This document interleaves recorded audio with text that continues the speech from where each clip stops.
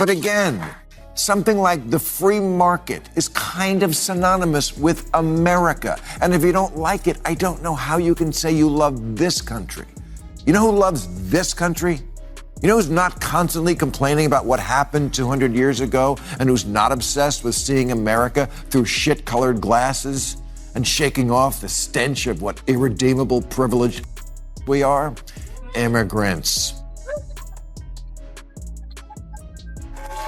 AOC says so many people in this country hate women. Oh, geez. Even the guy at the party who pulls out a guitar is like, way to ruin the fun. Bill Maher is once again taking aim at the far-left fringe, boldly calling out those who seem to despise America while glorifying countries with far worse human rights and freedom records. In his latest segment, Maher doesn't hold back as he highlights a growing trend among some liberals who constantly tear down the United States for every minor flaw, yet turn a blind eye to the deep corruption and oppression in the places they idolize. He acknowledges that some of their criticisms come from a place of concern, but he argues that much of it has spiraled into blind negativity, driven more by ideology than reality. So, in classic Maher fashion, he steps in to set the record straight with sharp humor, biting honesty, and that signature mix of frustration and reason. What follows is pure fire, a passionate defense of perspective, balance, and a reminder that loving your country doesn't mean ignoring its flaws. Buckle up, because this one's going to be a wild ride. Too many liberals give the impression that to them, America's just a big, ugh. The red, white, and ew. A country that started out bad and will always be bad, founded on an unrelenting history of sucking and unable to change. But we have changed a lot. Democrat Cori Bush tweeted, "This land is stolen land and black people still aren't free." And this was on the 4th of July. Really? Not that I give a shit about the 4th of July. I've never been a rah-rah guy. But I am a perspective guy. And that's what too much of the left has lost, perspective. Yeah. Sometimes it honestly saddens me to see how the modern left struggles to find anything good about this country. It's as if they're constantly searching for something new to condemn, some injustice or historical mistake to hold over America's head forever. They say we live on stolen land, but the truth is, nearly every nation on earth was built through conquest or conflict, including those same countries they love to praise. They say black Americans aren't truly free, yet this is the same nation that elected a black president not too long ago. Progress may not be perfect, but it's undeniable. That's why Maher's point hits so hard. America isn't flawless, but it's far from the villain it's made out to be. Instead of tearing it down, maybe it's time we acknowledge that despite its scars, this country remains one of the few still fighting to improve itself. 72% of black people under 30 are optimistic about their future in America. Way more than white people the same age. And as far as the land goes, yes, I guess we could change the name of Captain America to Captain Stolen Land. Trust me, even that won't satisfy the so-called woke mob. No matter how much you apologize or try to make amends, it's never enough. And seriously, how do they expect us to return the land? Are we all supposed to pack up, hand over the keys, and abandon America? That's not a plan. That's delusion.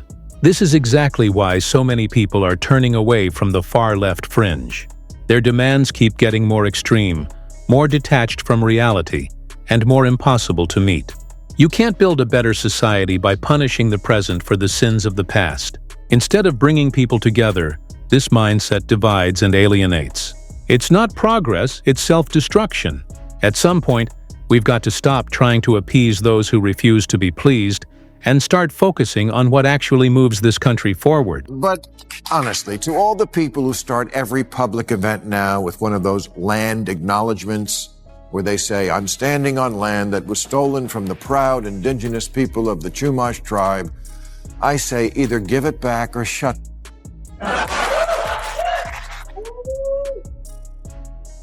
Yeah, I agree. Enough with the pandering and the empty gestures. The woke crowd loves to give land acknowledgments and poetic speeches, but what do those words actually achieve? They don't change history, they don't help anyone's life, and they certainly don't make the future brighter. If they're truly serious about giving the land back, then let's see them start with their own homes, their properties, their campuses. But of course, that's where the talk ends. It's all about looking righteous without making real sacrifices. Maher's point stings because it's true. This obsession with optics over action has turned activism into performance art. America doesn't need more grandstanding. It needs honest conversations and real solutions. Without that, all these symbolic gestures are just empty echoes fading into the void. AOC says so many people in this country hate women. Oh, geez. Even the guy at the party who pulls out a guitar is like, way to ruin the fun. There's no country in the world today that protects the rights and freedoms of women more than America.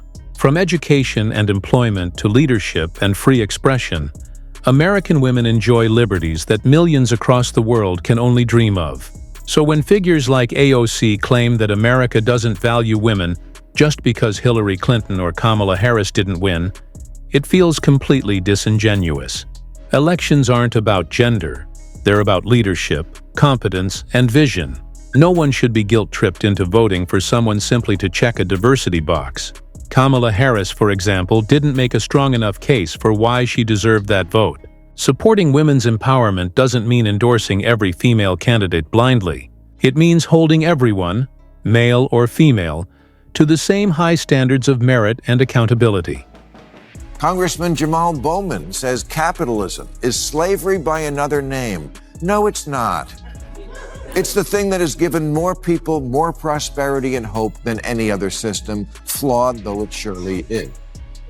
But that's absolutely right. Capitalism, just like democracy, isn't perfect, but it remains the most effective system for innovation, progress, and personal freedom. Compared to socialism or communism, which the far left seems increasingly eager to romanticize, capitalism has consistently lifted millions out of poverty and rewarded hard work and creativity. To be fair, not every liberal is a socialist, but that mindset is spreading fast. You can hear it in the way younger Democrats talk about redistribution and equity, as if they're magic fixes. Figures like Mandani have managed to make socialism sound compassionate and fair, but history tells a very different story. The irony is, these same people enjoy the comfort, opportunity, and free speech that only capitalism makes possible. Yet they're the first to call for dismantling it. But again, something like the free market is kind of synonymous with America. And if you don't like it, I don't know how you can say you love this country. You know who loves this country? You know who's not constantly complaining about what happened 200 years ago and who's not obsessed with seeing America through shit-colored glasses and shaking off the stench of what irredeemable privilege we are? Immigrants. That's exactly right.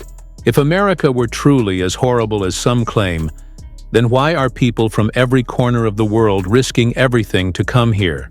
Every single day, families sell their homes, drain their savings, and leave their loved ones behind just for a chance at the American dream. People literally pay fortunes just to set foot on U.S. soil. Why? Because despite its flaws, America still stands for hope, freedom, and opportunity. Even in the so-called progressive nations that the left idolizes, citizens line up at U.S. embassies desperate for a visa. That says it all. If America were truly broken, people would be fleeing from it, not fighting to get in. The truth is simple. People don't run to failure. They run toward freedom, and America remains the brightest symbol of it in an imperfect world. Ask any of them why they came here, and they will tell you the same thing. Ron DeSantis put me on a plane.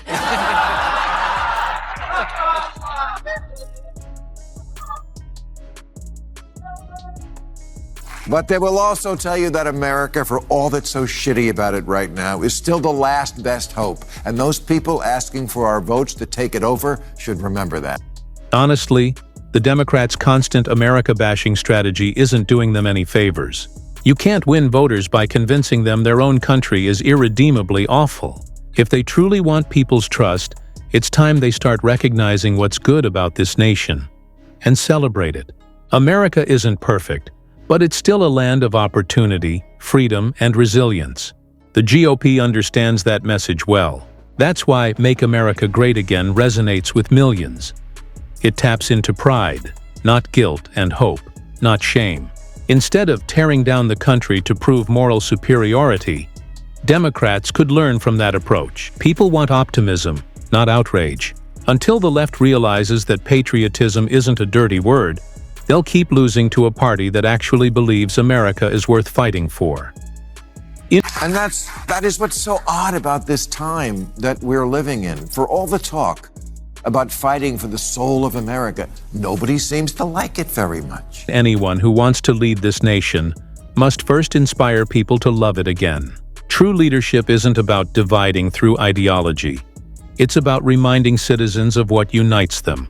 When Democrats rolled out their Build Back Better plan, they promised a stronger, fairer America. But after 4 years, what did we see? Endless debates about pronouns, gender identity, and culture wars dominating the headlines.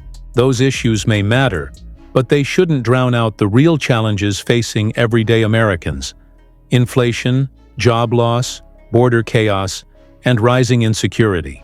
Instead of focusing on stability and prosperity, the administration got lost in symbolism. Real leaders look past the noise and refocus the nation's energy on what truly sustains it: unity, growth, and pride in being American.